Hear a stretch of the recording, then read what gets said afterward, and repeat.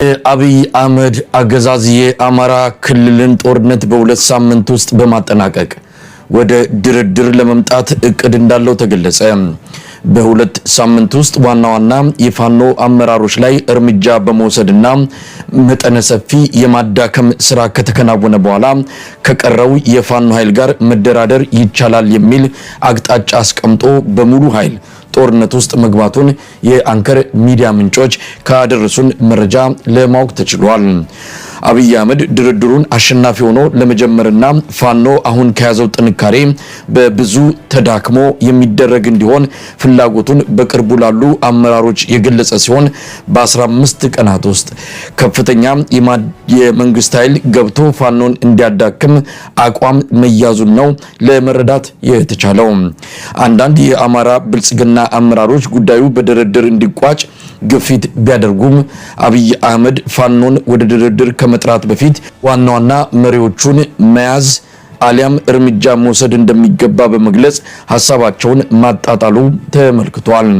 በምዕራብ ጎጃም እስከ ድሮን የተሰለፈበት የአብይ አህመድ ጦር ዋና ተልዕኮም ይኸው የፋኖ መሪዎች ላይ እርምጃ መውሰድ መሆኑ የተገለጸ ሲሆን በሌሎች የአማራ ክልል አካባቢዎችም ተመሳሳይ ተልዕኮ እንደሚፈጸም ተገልጿል።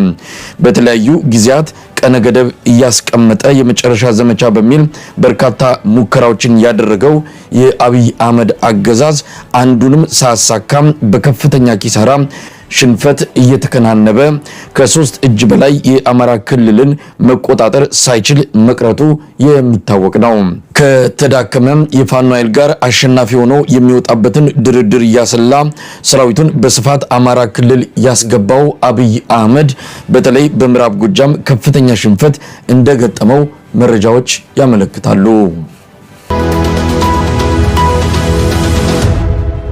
ይህ በእንዲህ እንዳለ በተለያዩ የአማራ ክልል አካባቢዎች የህልውናው ተጋድሎ ተጠናክሮ ቀጥሏል። በቡሬ ብርቱ ውጊያ ተካሂዷል። ደቡብ ወሎ የፋኖ እንቅስቃሴ አድማሱን እያሰፋ መሆኑ እየተነገረ ነው። በርካታ አካባቢዎች በደቡብ ወሎ በፋኖች እየገቡ ነው። ደሴን በቅርበት የተጠጋው የፋኖ ኃይል ቦሩ ሜዳ መድረሱም ታውቋል።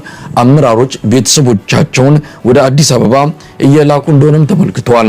ደሴ ላይ የታሰበው የብልጽግና ስብሰባ ወደ ኮምቦልቻ መዛወሩም ተሰምቷል። በቤኒሻንጉል ጉሙዝ በኩልም በአማራ ተወላጆች ላይ የተቀናጀ ጥቃት ቢከፈትም ሊሳካ አልቻለም። የዘውትር ተባባሪያችን በወቅቱ የአማራ ክልል ህዝብ ተጋድሎ ዙሪያ የሰበሰባቸውን መረጃዎች ያካፍለናል።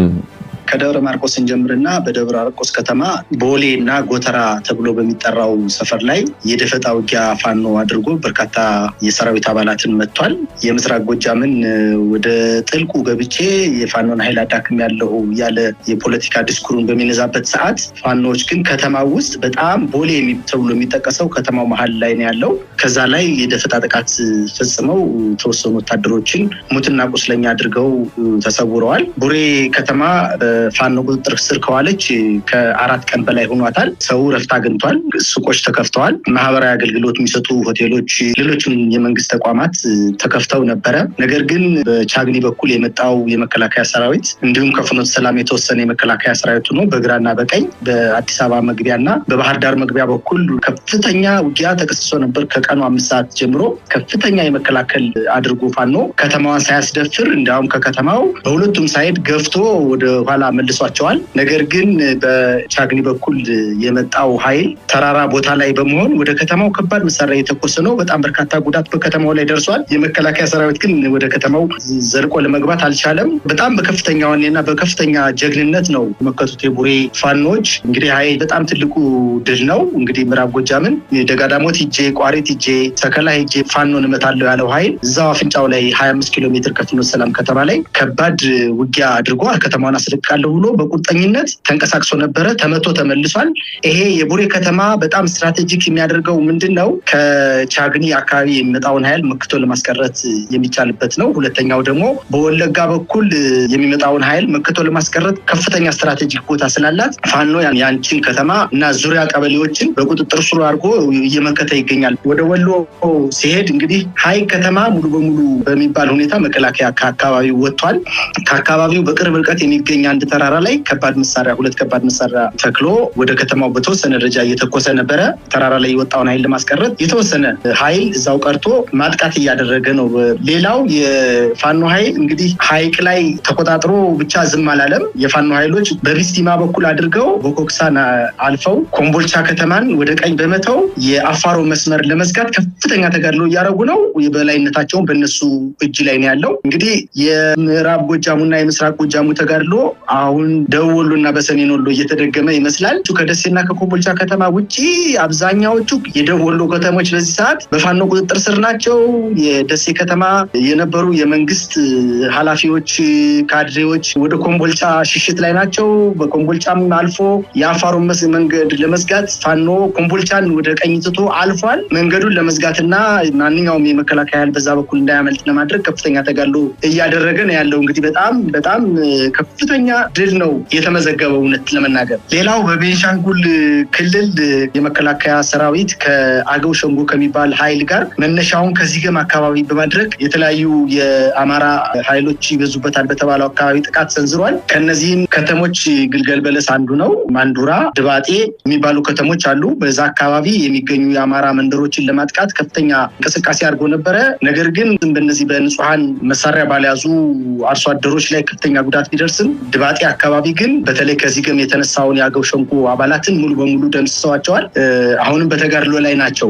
አሁን ይሄ የወሎ አዲስ ክስተት ይመስላል። በእርግጥ ያዝለቀቅ እያደረገ ይታይ ነበር። አሁን ግን መጠነ ሰፊ በሆነ መልኩ አድማሱን እያሰፋ መጥቷል። በፊት ከነበረው አንጻር የፋኖ እንቅስቃሴ መላውን የአማራ ክልል ያዳረሰ ወደ ጎረቤት ክልሎችም እየተጠጋ ያለ ይመስላል። እንደው ይሄ በትግሉ ላይ የሚያመጣው ለውጥ አለ?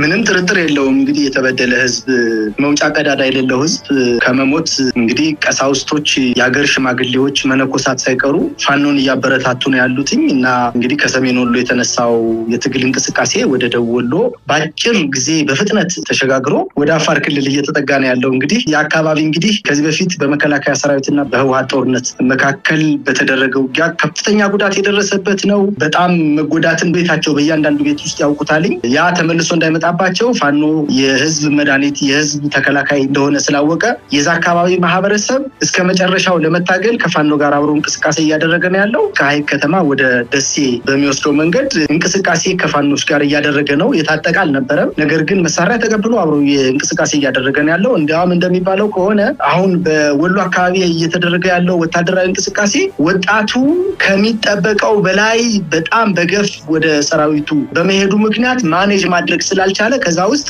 የመከላከያ ሰራዊት አባላት የነበሩ በህወሓትና በፌዴራል መንግስቱ የውጊያ ወቅት የተወሰነ ተሳትፎ የነበራቸውንና የምልስ የአማራ ክልል ህዝባዊ ኃይል የነበረውን ወይንም ልዩ ኃይል የነበረውን ሰራዊት ካልሆነ በስተቀር እናንተ በከተሞቻችሁ ጠብቁን፣ መረጃ በመስጠት ስንቅ በማቀበል የቆሰሉትን በማግለል ብቻ እንድታግዙን ብለው ያሉት ዋነኛ ምክንያት የገባላቸው የታጋይ ቁጥር በጣም ከፍተኛ መሆኑን ነው የሚያሳየው። እንግዲህ የህብረተሰቡ ተሳትፎ ከፍተኛ በመሆኑ ባልተጠበቀና ባልተገመተ ጊዜ አካባቢውን አጥለቅልቆ እንግዲህ እኔ ሐይቅ ላይ ነበረ ከፍተኛ ተቃውሞ ወይም ከፍተኛ ሬዚስታንስ ይፈጠራል ተብሎ ታስቦ የነበረው። ነገር ግን አሁን ደሴ አፍንጫ ስር ደርሰዋል። ከፍተኛ ውጊያ የተደረገበት የደሴ ከተማ ጥግ ላይ ቦሩ ሜዳ በፋኖ ኃይል ቁጥጥር ስር ውስጥ ነው ያለው።